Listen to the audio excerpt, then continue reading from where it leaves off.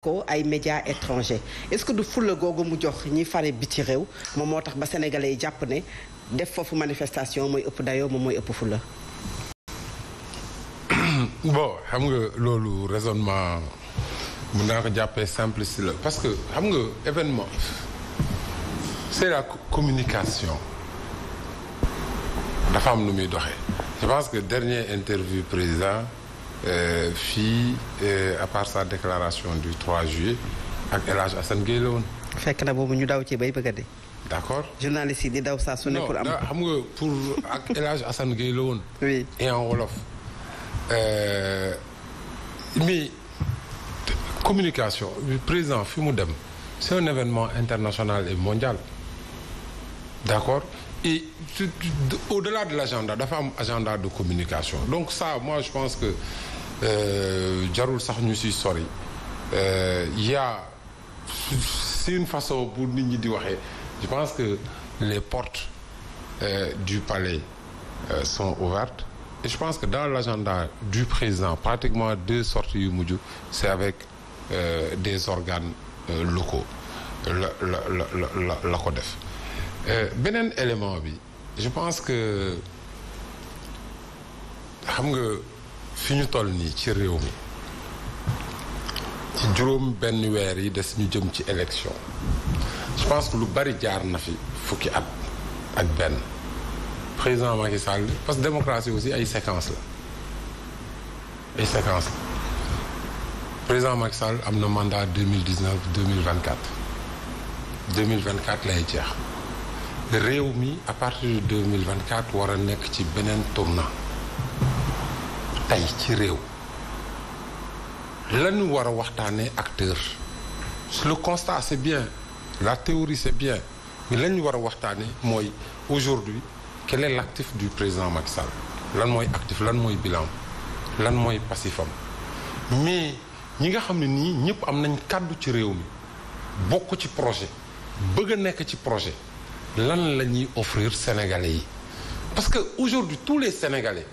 ñu ngi war a déglu c'est pas moi pour man ni ma gis. bilan bi démocratie bi ci la bokk. les nombreuses arrestations générales non vous savez. les détenus pour politique. je vais le dire. arrêtés pour délit d'opinion. defal nank rek je vais le dire parce que c'est un point de cristallisation je fais partie de ceux qui pensent que on n'a pas un problème de démocratie man loolu laa gëm on n'a pas un problème de système électoral man loolu laa gëm puis les combats yi ñu waroon mener les combats démocratiques pour am un système électoral boo xam ne nii kenn mënu ko torpiller ce combat il est gagné depuis très longtemps pour preuve dans notre pays la colonne utile toutes les grandes villes Dakar Guédiawaye Thiès Kaolack Mbacké pas Mbacké Diourbel toute cette colonne c'est l'opposition qui l'a gagnée on est parti aux élections on a une composition à l'Assemblée nationale parce que démocratie boo koy mesurer du ci ay wax sur réalité la boo demoon benn faculté de sciences politiques ñu lay xoolal l'état de la démocratie on regarde la composition de l'Assemblée nationale où la majorité a 83 députés l'opposition 82 députés nga ne de ce pays-là c'est pas un pays démocratique il y a pas un système électoral fiable soo demee ñu ne la quelle est la configuration des forces ñu ne la à peu près sur l'expression du suffrage dans les élections locales et dans les élections législatives on a un équilibre des forces yoo xam ne nii la toll presque 50-50 la ñu ne le président bi nanaka la gagné élection présidentielle 2019 ñu ne la 58%. ñu ne ma foofu démocratie amu fa ce pays a eu 2 alternances démocratiques c'est-à-dire que yegg nañ pour man li ma gëm mooy Sénégal toll na ci démocratie pour que ñun ñu nekk à la hauteur de notre démocratie ñu waxtaanee ce que tu viens de dire mais non pas sur le constat quel est notre déficit moi je ne suis pas je le dis je sais que tu es un très bon communicant mais bul génnee loo xam ne nii waxuma ko pour wax ko man damay wax parce que réew mi laa dëkk fi laa jàngee am naa chance dundu bitim réew jàngee bitim réew mun naa def élément de comparaison parce que am naa chance jàng fii Université Dakar jóge fi am chance dem jàng France man bi may génn Université Dakar 2000 xam nga ñun lan lañ doon grève et je le rappelle souvent parce que à l'époque l'ENAM recrutait 18 maîtrisards par an et c'est en 2000 ñi ma maaseel ñëpp ñun ñi nekkoon Université Dakar chaque année en 2000 l'ENAM recrutait 18 personnes la magistrature recrutait 18 l'école normale supérieure recrutait jusqu'en 2000 25 par an parce que bu ñu naan réew day dox 25 par an su ngeen rappelé woo pour ñi maase jamono la grève de la faim de 3 mois en fin 99 des élèves professeurs pour ñu recruter leen dans la fonction publique je pense que non je veux dire man damay wax parce que daf ñu fekkee dañu fi mëne ay combat fekkee loolu moo indi combat yooyu moo indi l'ouverture du concours de l'ENA mu jógee 18 ñu pendant 4 ans ñuy recruter 150 par an de 2001 à 2006 loolu moo indi ñu ubbi di recruter magistrat. donc loolu ay actes non defal naa ko rek moo wax la. ba tey fi ñu toll. oui. Thiat dafa wax dama ne parce que réew bu ñuy avancé man dama lay wax nattukaay parce que man marché bu bees laa dëkk waxi naan Nimzaat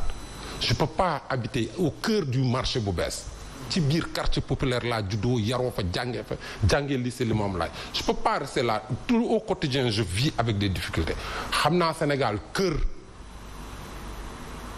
bu dul togg reer xam naa fu benn cin di tegu je ne dis pas et ça existe dans tous les pays du monde le monopole du cœur et de la sensibilité il ne faut pas que ñu nekk dans une vision manichéenne c'est parce que je suis dans le pouvoir xawma jafe-jafe yi c'est parce que je suis dans l'opposition j'ai le monopole de la compassion et du peuple non c'est pas une réalité damay wax réew fi mu jógee parce que tey